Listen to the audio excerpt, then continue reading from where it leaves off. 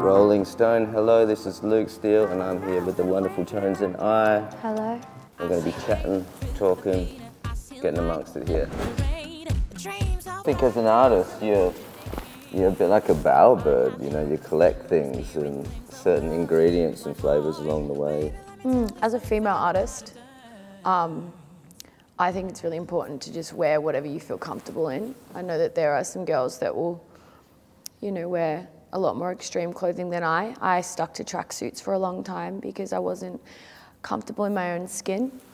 And in the last year, after losing 40 kilos, I am still trying to wear whatever I feel comfortable in, and that will never change.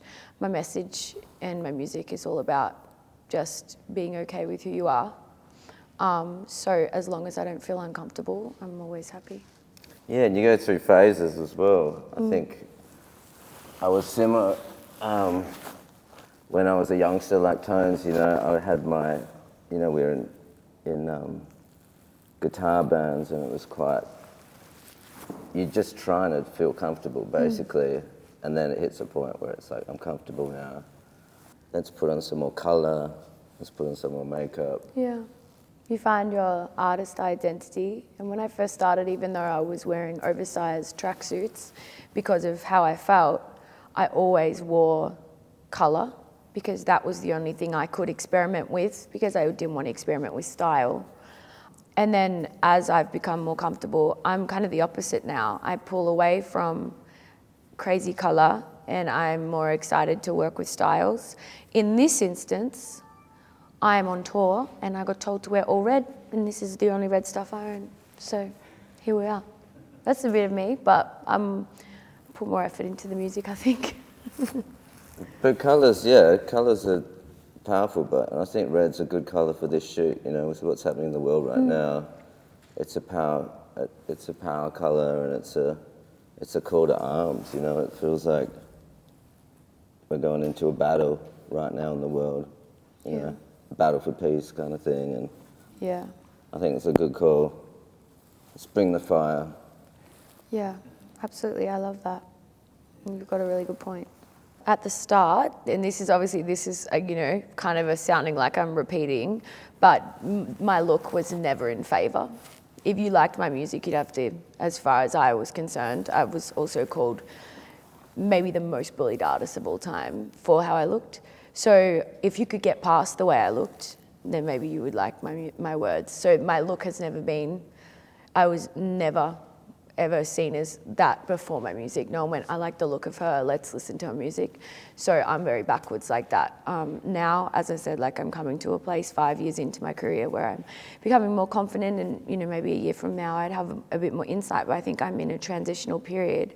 But as far as artists I look up to, I don't think any of them had a real specific look. Actually now they've got iconic looks and moments, but I don't think that they are known for being outrageous, although some of the artists I highly respect definitely are.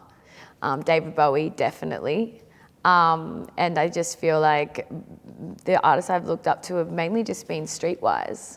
I've never really been so into fashion and styling. It's definitely something I'd be interested in getting into, but right now I just always am trying to feel my most comfortable so I can get things done and feel good about myself, I suppose. Yeah, it'll probably develop as you get older because you're so young, and to Tones' point, there's a quote I've used forever from Chet Atkins where he said a lot of people hear with their eyes, and it's a big thing in the music industry. You know, they see the fashion and they step into it. I think, in the late 20s when Empire started, I got way into that, where it was going on tour to Memphis and going to Graceland and seeing Elvis Presley and how he would use diamantes and colour, and then Michael Jackson had to, you know, realise if he put white socks with black shoes, it would have an amazing, striking impact to the audience when he did the moonwalk. And then to Bowie using different cuts in his dresses, and even the way he'd shave his eyebrows, it would take on a different persona. And that's how he maintained such a unique character through all the years. So what I've realised after touring the world is people love things that are simple. They love to be able to. They love melody, and I think children are usually the best judge. When my kids are singing the hook, it's like, well, that means that probably 10,000 people are going to be singing that as well. I don't know if you've got that on tour, but yeah, I think that my biggest song that's accumulated over 6 billion streams was written with 4 loops. And that's how I wrote music, and that's how I still write music in the studio today, not with 4 loops, but with loops. I write whole orchestra parts now with the same $300 keyboard and the same loop pedal that I did before I pass it over to them. And I think a lot of songwriters were surprised to know that, I was playing that song on the street for a year with 4 loops, and then just took those 4 loops into a studio and wrote the biggest song in the world by a female artist. And I think that is what it is. Like, music is, to the artist, always going to be deeper, and to the hardcore fans. But you're right, the children are the reason that song did what it did. And no one's going to listen to a song more than a kid on repeat. And I think that was a simple song made in half an hour with things that I personally liked to hear myself, melodies I liked, bass that I liked, drums I liked, and keys that I liked, and I didn't see the necessity to overcomplicate it once I stepped into a studio. And I just left it as is, and I got asked if I wanted to do an official remix of it. Otherwise it wouldn't make UK chart. They wouldn't put it on radio if I didn't let someone from the UK do an official remix. I said no. This song went to #1 3 weeks later in the UK. And I think just standing by your gut, whether the song's good or it's not your most favourite song, just experimenting. I've written, a lot more detailed songs since then, but this you don't need to overcomplicate things in your mind or freak out and add more things for no reason. Just be confident and call it when you need to, and don't sit there for months and months thinking I need to add more and do more. If you're happy with it, that should be enough. Follow the heart, When we wrote Walking on a Dream, it was a similar thing. Just how Bob Dylan says you've got to catch inspiration, kind of like you're catching wild fireflies or something, because it just flows in the room, and it might only be for a split second, for a few minutes. That song, Nick had this girlfriend at the time who was in the Amazon jungle, and she got really sick. She was on one of those retreats, and he lined up about 15 phone cards on the table and tried every single one, couldn't get through. She was on the point of just about death, and we just said, all we got to do is, we just got to write now. So when we wrote the song, it was sort of like a prayer to her, sending out an SOS. And she obviously got healed and was fine, but I keep seeing now it's like the simple, big melodies and things that people remember, even going back to like Beatles melodies where they're sort of like nursery rhymes in a way. It's kind of funny when you break it down, it's like... And there's something in this music world that we live in right now where a lot of artists, from the reputation that they've built for themselves, is, they can have that song go to #1 regardless of what it is too. So as a songwriter and not as an artist, if you're writing for certain artists as well, it's, the artists have already put in the work to get where they are, and there are some artists that kind of have a track record of, this song is really just, with one artist it'll do this well, with a different artist it'll do this well, and that's huge right now, which really never used to be as common. But it is, and there's so many amazing songwriters and so many amazing new music, new songs coming out every day that unfortunately are being missed with the amount of music. There's a lot of big younger artists breaking from their bedroom as well, which is quite interesting. It's like the world wants reality, the world wants edge. With the more technology and more computers, people want... They want things that are more real. And they want relatability as well, which I think brings me back to my outfits. I'm not the iconic Michael Jackson, and that's not what I will go for, but I respect that. But I'm the relatable artist, and I always will be, and that's why I don't care too much about the fancy things. I think everyone's seen everything now. Yeah. You know, they've seen the hologram. Like, it can't get any bigger. So it has to get more real. Yeah, that's It true. has to get more honest. That's really true, actually. I've never thought about it like that. I never realised, you know, what does surprise us anymore? Like, really, it's not really about being surprised. It's about being inspired. That's the thing, yeah. There was a couple of years ago, I did this solo record, which was kind of like country songs.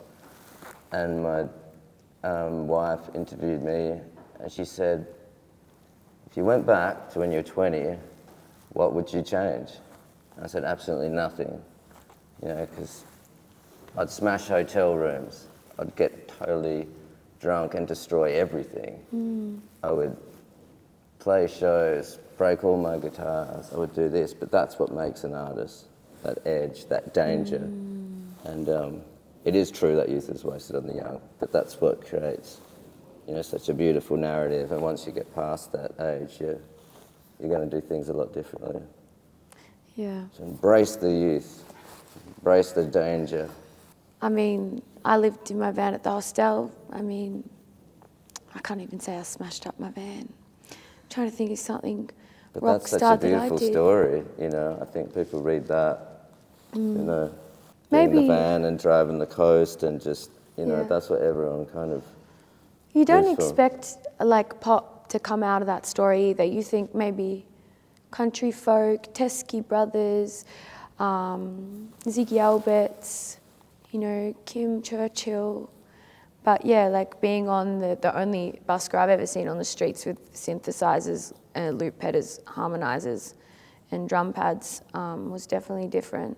Yeah, it's You confident in that? courageous, and that's why, you know, how they say fortune favours the brave, you know. It's, you got a lot of courage doing that, and as a woman as well, because I used to busk in Perth, and people would come through and throw cigarette butts in, Yeah. and I only did it for a little while, you know. That's actually so interesting to know. I actually, it was one night, so there was one night where I had someone push my keyboards off its stand, a guy steal my money, and the crowd, they just kept yelling one more song which you would think would be, you would think would be a compliment, but it had been going for an hour, 50 minutes. I was trying to take a 10-minute break, and they didn't care to have me speak or introduce myself, and they was chanting over that. So then I went home, and I wrote a song, and that song just had the most common things that were told to me on the street. Oh my God, I see the way you shine. They take my hand, put them in theirs. You stopped me dead in my tracks while I was walking by. Please just sing one more time. And the chorus was, sing for me, sing for me, sing for me. And I just changed it to dance to make it more universal. And that song was about feeling like in that moment, in that night, I was just doing what they needed, and my music and who I wasn't appreciated. And that became Dance Monkey, which was literally all about that one night busking, and all I did was put the words people had said to me into a melody and replace the word sing with dance to make it more universal. And that's all that song ever was. And that just describes like one of my more tougher nights of busking, but otherwise I loved it. I loved everything about it. Yeah, that's amazing. When do you remember your first show? Like when do you, or even just the first time that you were getting up? It's funny, we drove Yourself. past it the other day. It's in a place called Northbridge in the heart of Perth City, and it's a bandstand in the middle of a park. Wow. And it was the worst gig ever. Was it? Yeah. It's like my Why guitar was was it out of worse? tune. I didn't have my tuner broke at the time. It was, you know, when you have a little amp, Yeah. and when you're outdoors, a little amp sounds like you're playing through an iPhone. Yeah, I know that feeling. I've had to use a little Bose speaker one time to busk. And yeah, it wasn't good. You always peak it out. You think it's not loud enough. That's always going to happen to us though. That's as an artist, you always want it louder. So after you had started realizing, okay, we're getting successful here. You know, this is really something that we're going to, or we can feel ourselves taking off, because there's a feeling, you know, you start getting, you know, more streams, things start happening more rapidly, maybe more offers. I don't know. These are just some examples that I know of. What was then, do you remember being your highest? And then I want to know about your lowest point, or a moment that the industry maybe shocked you, or something that you didn't expect. Yeah, I think for me, my rise was the complete opposite of yours. It was just, it's like gradual, you know. When we started, I was really, it was getting into making my own songs and working how that would translate live, and it just, you know, it was terrible, you know. And then it got better, and we pressed in. And the early days of Sleepy Jackson, when I think I was 19, I'd put so much pressure that I have to make it. It has to, but before I passed that threshold, and then the whole thing fell apart, and I completely fell apart myself. I got so depressed. I wanted to live underground. I spent about 8 months basically trying to disappear until my brother kind of saved me. And then I just basically rebuilt things at the start of my 20s and began again. But yeah, it was quite a gradual climb, and things would just keep being honed and finessed, opposed to what you went through, where it was at a very young age, a worldwide #1 hit. I think you definitely were more prepared. Yeah. But that, you know, with one hit can come a big incline and a big decline. I think my best moment would probably be seeing other songs do well. Yeah. Not only here but overseas. To some people, I'm just that dance monkey girl, and I'm okay with that. But I think with that quick incline, there's always going to be a very quick decline, and it's now up to me to just keep treading water to keep this thing afloat. I feel like one of my favorite artists put everything they had into their music, and then at 27 years old had to move back to their parents' house, and then ended up having 2, 3, 4, 5 #1 global hits, you know, just before they hit 30. And I don't think music really has an age, and people like yourself as well, the way that when I was 19 as well, like the pressure, the feeling, I know that. I think I relate to that a lot. I think how did that, like, I wonder how intense that was, because like my best friend Daniel Johns from Silverchair, he, you know, when he had a big hit, the stories, it's just, you know, people would pull him aside at school, put him in a van, like beat him up, and then they would hound him. He had girls like camping out the front of his house. You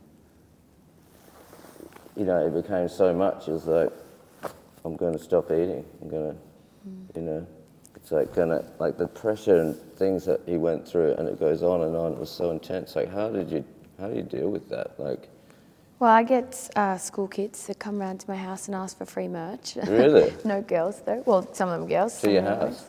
Yes, and I'm always like to the same kid, Lucas, you've been here 3 times this week on the intercom. Wow. He's always trying to bring more friends to get more free stuff. But you just open the door and they're standing there? No, usually I take it out to the gate because they're at the front gate, but you know, they're harmless. But no girls, I think that was like slightly a different time. In my opinion, a better time. But I'm in a different world now. People are a little bit more socially anxious to do anything like that. Wow. But I'm definitely not as big as what they were. I think I've only really started having proper fans this year that are, you know, I could actually say I have fans. I think I had people that liked some of my music, but actually fans, like with edits and things, sending things to my house and whatever. I think it's really just been this year. Because before that, I'd only really ever released 1 album. Yeah. I haven't really had much music out there to try and, you know, for people to relate to or to, you know, believe in. And I think that's the start of a connection between a person and a fan and an artist, is that relatability and that feeling of they would be my friend, like they'd fully get me, they get how I feel, like everything I'm thinking, because that's how my favorite artist, that's exactly how I felt about him. I was like, God, they get it. Like I feel. It's so funny. My dad says fans are like your family. You can't pick them. No, yeah, that's true. Yeah. And it's like, it's amazing. Some fans, like you meet them backstage, and they're waiting there. Okay, like this girl, we did the show in Brisbane the other day, and we finished the show and we sat around talking for 2 hours. A couple of old friends came, and it was like 12 o'clock by the time we left. And there was this young girl, probably 16, waiting outside the gate. And we drove by and stopped. And she was literally shaking. It was like, she had a shirt, me on this shirt, and she was like, I've followed you since I was born. Oh. And I got out of the car and gave her a hug, and then she stopped shaking a bit, but it was like, you know, fans are so precious, you know, like when we're growing up, you look at an artist and you're like, oh my God, I love this person. And I've had my first interaction with a fan that said, I was raised listening to your music, and obviously they were young, but I've never ever had that before. And to hear someone say that to you, like, that is huge, because those artists that you remember listening to when you were young, I remember listening to when I was so young. For me to be in this industry for 5 years now, to now be someone that can actually speak words and said, since I've started talking, that kids like now 8 years old, like being raised with my music, is like, I am now that person for someone else. And like, I think what that fan said to you is like, that's a really big deal, because that's something that so many artists don't have. That, as we said, those quick artists that pop up and pop down, even myself, like people, that's something you would love. I want to be someone's memory of their childhood, or, you know, something that they enjoyed that gives them nostalgia. And that's what you are for a lot of people, and more, obviously, and up until now. But to be able to have longevity in your career like that is such an aspirational thing. Yeah, music's it's so beautiful, and it's, songs become like your best friend. You know, people carry them with them, you know, where they go. And it's funny, I don't know if you heard of Ez Devlin, she's a famous set designer, but she says, you know, you got to remember when you're performing that you know, the songs belong to the people. You know, I love that, because you go there and it's like, I'm not singing for me, it's like I've let the songs go, and they own them, and it's, you take your last moment before release day. Yeah, exactly, and then it becomes their friend, you know. Yeah. It's so beautiful. And like, it's also another thing, it's fun to muck around with your music, especially because you're gonna always sing your music more than anyone else. Yeah. You're gonna know it more, hear it more, and you're going to, you know, sing it more. So it's nice to play around with it for a live show, but that's a bit selfish, I find, because I've been trying to do that recently, but this is someone else's first time hearing this song live, and they want to hear it like they've heard it. Yeah. It's their song. They want that satisfaction of hearing it. So I almost messed around with Dance Monkey, but boy, was I not. It's a very fine line, because it is so important to people, you know, their songs.